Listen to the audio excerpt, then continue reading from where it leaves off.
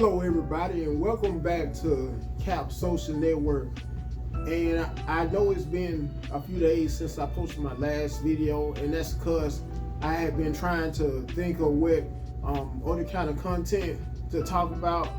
And man, oh man, and I'm gonna ruffle some feathers on this video because the topic of this video is particularly on shacking up, as some of the older people consider it or classify it as. And for some of you who may want me to clarify or elaborate more on what I mean by quote unquote shacking up, that's when couples stay together outside of marriage, basically, only to be able to still on the same note do every single thing that a married couple, a legal married couple is, well, excuse me, let me rephrase it, a legally married couple usually engages in, only to not have to worry about splitting everything financially as far as the man's finances go. In other words, the man could be able to leave the woman anytime if they stay together, could be able to move out the woman's house, especially if the house, either the house or the apartment, is in the woman's name, whether either she's renting the house or she's buying a house. He could be able to move out without having to worry about paying her any child support or alimony, unlike being married. And I would say, just from my perspective, because I'm guilty of shacking up in the past, so I could definitely relate to it, or staying with someone outside of wedlock, and living basically, practically just like a married couple would live, just without being contractually obligated, you could say, when it all comes down to it. Anyway, and without further ado, I'm going to show clips, multiple clips, all courtesy of TikTok, when people giving their takes, both their takes and their perspectives on how they feel about shacking up. In fact, one particular person shows scriptures, around one or two people show Bible scriptures that go into detail about whether it's a sin or not. Although the Bible clearly doesn't state at all that it's a sin to stay with someone outside of marriage. However, and in the same breath, it kind of does state that when how much it talks about fornication over and over, especially when it comes to the New Testament, because for some of you who may not be familiar with the Bible, the Old Testament hardly ever talks about fornication, but the New Testament definitely does talk about fornication. And for some of you who may want me to clarify more on what I mean by fornication, that's just when it all comes down to having sex outside of marriage, which is more popular and more glorified now, especially when it comes to today's female rappers. But I digress. It also talks about whoremongering, and that's basically having sex with multiple people, whether you're either a man or a woman, as a person that's never been married, because it also goes deeper into whoremongering, the consequences of whoremongering, both whoremongering and fornication. Once again, and without further ado, I'm going to go ahead and roll the clips on people giving their perspectives on shacking up once again, and here they go. Shacking up is a sin, and this is the answer. It's not a simple yes or no answer, because I have to give context. Is simply living together a sin if you're not married? In simple terms, no. However, we know that if you live together when you're not married, that you will be tempted. And the Bible makes it very clear that God is not the one that tempts us. The Apostle Paul also warns, flee from the very appearance of evil. This is wisdom to keep you safe.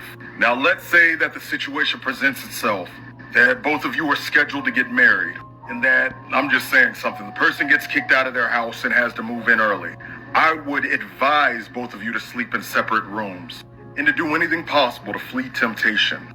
So I hope that helps you guys. Probably gonna sound crazy as hell, but I know why a lot of y'all ain't married. A lot of women are not married because they do all of the things that a married couple do in a relationship before they get married. You see what I'm saying? Like, y'all already living together, y'all already involved with each other sexually, y'all already you already waiting on his hand and foot and stuff like that, going to get his food, make sure his clothes and all of that stuff out, or whatever. What is there to gain by marrying you? You gotta leave some stuff off the table. Make that man get his own house, make you still happy with your bills. That's the message, man. That you don't know someone until you have lived with them as an excuse to live together before married. It's just laziness. Be intentional in the dating process. Read books together. Take a premarital assessment. Pay attention to their habits and their red flags. Moving in with a man is not a sign that the relationship is moving towards marriage. It's actually a sign that the relationship is moving away from marriage. People who live together before marriage are less likely to actually get married. They're less likely to be satisfied in marriage. Where's the incentive to marry if you guys are already playing like you're married? Living together, sleeping in the same bed every night. If you want to be a wife and a mother, do not move in with someone you're not married to. You will do it thinking that this is a sign of commitment from him, and he will take it as an act of convenience towards him. You will silently hate him and grow to resent him. No wonder the statistics show that in a shack-up, living together without being married, rates of domestic violence are even higher.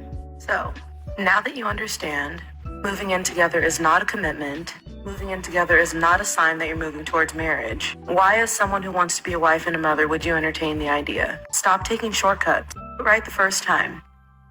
Love ya.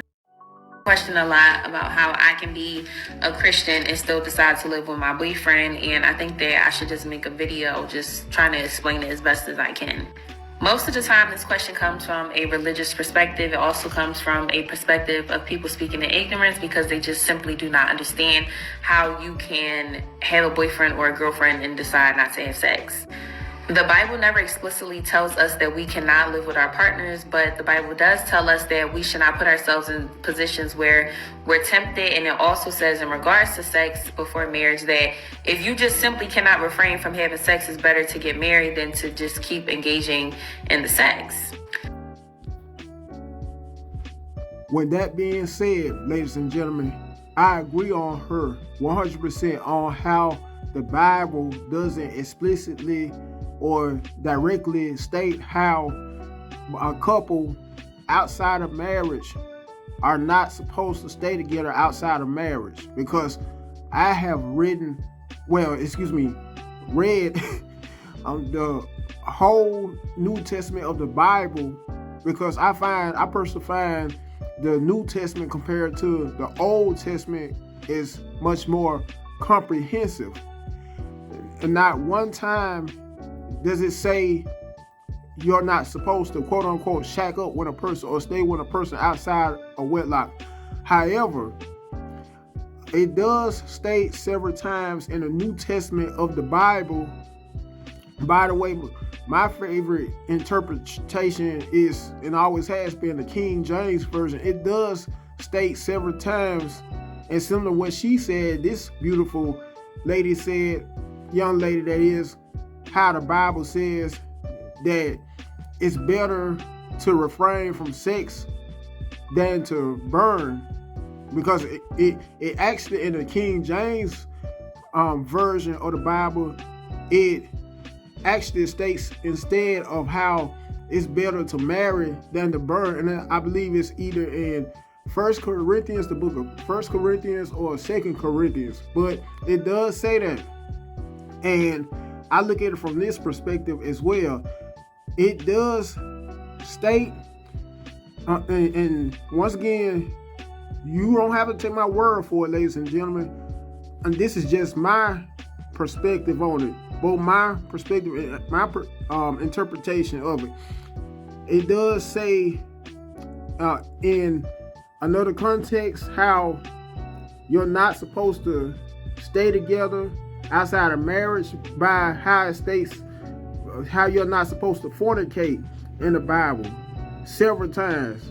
And for some of you who are not familiar with fornication, that's just basically having sex without marriage. It also talks about whoremongering as well, because anytime your person is not married, but keep on having sex with multiple people, either multiple people or random people, however you would like to state it, you're a whoremonger.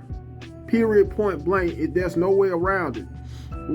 Anytime, once again, your person that's never been married, however, is going around having sex with random person after random person over and over without repenting.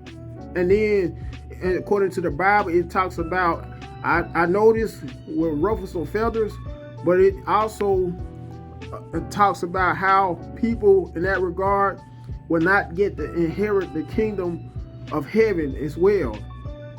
So I agree once again what this beautiful young lady just stated about how the Bible not once states on whether a couple should stay together outside of marriage or not, or quote unquote shack up, as some of the elderly people say. Anyway, and I'm going to end this video after this clip.